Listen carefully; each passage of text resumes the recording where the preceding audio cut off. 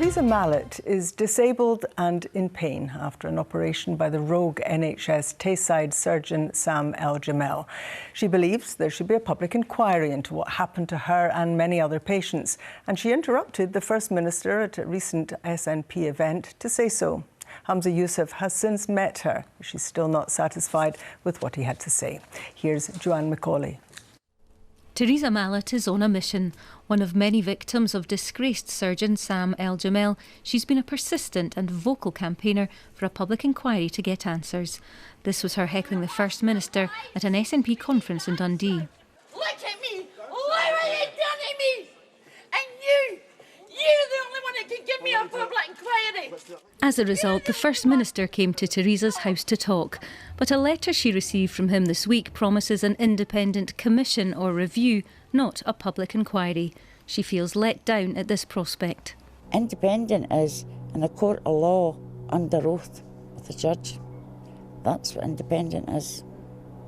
Get all the people that colluded and knew about it and done nothing and allowed them to keep on.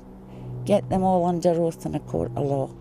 The Scottish Government says their proposed independent commission could provide answers more quickly than a public inquiry.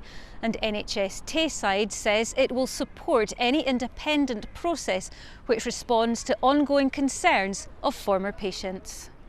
But whatever process goes ahead, the patients are living with the consequences of Eljamel. We need answers. We will not be fobbed off.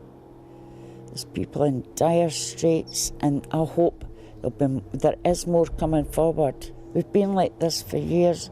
We can stay longer to get the justice we deserve. The Scottish Government says it will provide more details on the scope of the independent commission shortly. Joanne Macaulay, reporting Scotland. Well, let's get more on this now with our political correspondent, Phil Sim. Phil, public inquiries tend to be long and they tend to be expensive. Would one be likely to deliver what Eljamel's patients like Theresa want to see?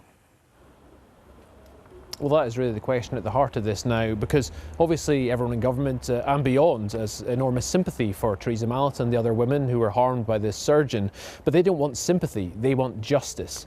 They believe they can get that best from a public inquiry, which, while it might not take place necessarily in a courtroom, it would have legal powers. They could compel witnesses to appear, they could have them testify under oath and have them produce any documents or evidence.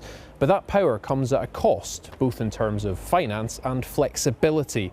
An independent review or commission might not carry the same weight necessarily, but it would be much more nimble. It could potentially provide the same recommendations to government at a fraction of the cost and timescale.